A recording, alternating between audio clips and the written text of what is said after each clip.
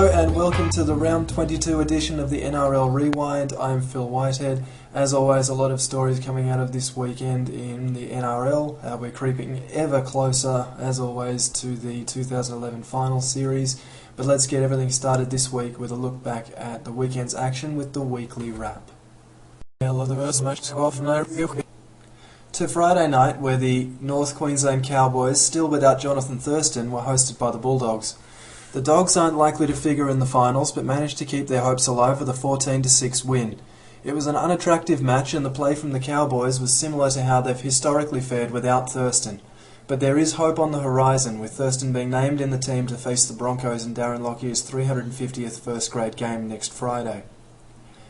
Across town, the West Tigers have continued their much-hyped good form at the expense of my own fearless prediction, leaving their fans gasping for a second week in a row by scoring all their points in the last 20 minutes of the game before storming to a 16-14 win and leaving the defending premiers licking their wounds following 3 straight losses. A hamstring injury to Chris Lawrence could prove pivotal though, with Lottie Takiri still a week or two away. The right edge is likely to be a target for their opposition in the coming weeks. Penrith might well look at their second half effort against the Melbourne Storm and call it a prime example to the other sides in finals contention of how not to play against Billy Slater. After starting the match well and holding the score to 6-all at the break, Penrith were awful in the second half and allowed an out-of-sorts Melbourne side enough time and space to get back into attacking rhythm. Quite simply, when you're giving Billy Slater enough room to make it look like he has a kicking game, your mind isn't on the job. Penrith are now only a mathematical chance of forcing their way into the finals. To Toyota Park now, and the latest example that the Sharks have put the cue in the rack for season 2011. With a home crowd, Captain Paul Gallen back in the side, and the opposition clear favourites for the wooden spoon, this was supposed to be the perfect reply to the humiliation they suffered at the hands of the Broncos last week. However, the Sharks looked almost disinterested in sections of this match, and the Titans would record only their 5th win of the year. It might not all be bad news for one Titan though, with winger David Mead putting in a strong candidate for try of the year with one of his 2 tries in this match. The only game played north of the Tweed River produced the match of the round, as a Peter Wallace field goal with 90 seconds remaining saw the Broncos notch a win over a Warriors side which continues to show enough to suggest they're not getting the recognition they deserve as this year's dark horse. However, despite some breathtaking moments from Warriors halfback Shaun Johnson, Brisbane's backline was just a little too slick, scoring 4 tries to 3 and cementing Brisbane's position in the top 4. While the winning teams for the remaining games were largely expected, the severity of the margins probably wasn't, starting with Newcastle pummelling Canberra by 40 points to 8. The Raiders fielded one of their strongest sides on paper for this season, but it mattered little to a Knights squad hell-bent on proving they won't just be making up the numbers in September.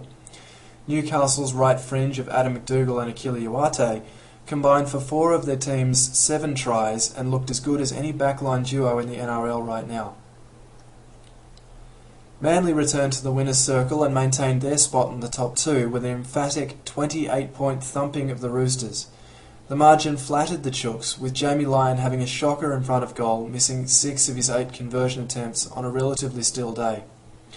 The Sea Eagles still had plenty of concerns after what was a dominating performance, with Jason King, Will Hopewadi and Steve Matai all appearing to pick up injuries. However, King will be the only man missing for the clash against Parramatta next week, his torn pectoral muscle meaning he'll watch the rest of the season from the stands. Most Eels fans would have been excused for thinking their season couldn't possibly get any worse after the last month of heartbreaking results. But it did on Monday night, losing to South Sydney 56-6 in the most embarrassing 80-minute display by any team all season. Rabbitohs winger Nathan Merritt put on a masterclass in support play as he became the first Souths player to score 5 tries in a match since Eric Sladden in 1957. Ironically, that match was also against Parramatta. There were few bright spots at all for the Eels, who seemed to play without any pride and commitment. Souths were very sharp and deserved the win, but Para did all they could to make the Bunnies look like world beaters. That leaves the ladder looking like this after 22 rounds. Melbourne continue to look safe as minor premiers, with a 2-win buffer over Manly. while at the other end, Parramatta are suddenly only 1 point clear of the wooden spoon, and judging by their performance on Monday, it's hard to see where their next win's coming from. The only good news for the Eels is that the Titans have a tough run home, but don't be surprised if the spoon goes to the loser of the round 26 match between these two. Now it's time for the rant of the week, and I could summarise everything that I'm about to say with this one statement. West Tigers fans, pull your heads in. I am so very, very sick of hearing how this team has a little bit of 05 about it, how this season is looking so similar to 2005, about how well your team's going at the moment and how because they're playing at their best, nobody else has a chance. You're the only team that's quite taking it to this extent, and I think it's ridiculous, absolutely ridiculous, when your team is likely to finish in 7th or 8th and have to play a sudden death semi-final in the first week of the finals. Do you not think you're treading on very dangerous territory and going to look potentially very, very silly when your team only plays the one match in the final series? And then you'll have a lot of people like myself, and there are plenty of us around, who will seek you out to remind you of how you've carried on in the past 2 or 3 weeks and how you were treating the competition like an open and shut case. Don't worry about the final series, just give us the trophy, it's all over. We can't be beaten when we're playing our best football. You can and most likely will be beaten if you play your best football, because there are better teams in the competition than you this year. Newcastle is playing just as enterprising a brand of football as you have in the last 4 weeks, but you don't hear anywhere near as much arrogance out of their supporters. Pull your heads in, let us all enjoy the rest of the season. You'll be gone and focusing on 2012 in a couple of weeks.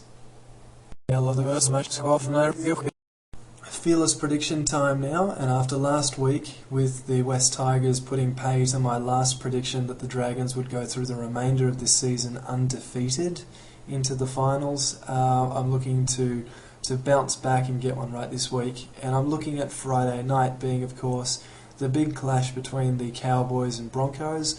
Darren Lockyer's 350th game for the Broncos, making him the all-time NRL games played leader. Brisbane will come out full of energy and full of enthusiasm to make this a winning outing for Darren Lockyer. However, my prediction, the Cowboys will win this match. On paper, they have a much stronger side as far as I can see, and their form without Jonathan Thurston has been more than solid. He's now back in the side and they look much stronger for it. I think they'll win this match by between 1 and 12. And that wraps it up for this week on NRL Rewind. Thank you so much for watching, and as always, don't forget to subscribe and like this video. Also follow us on Facebook and Twitter, and I'll see you next week for all the round 23 action.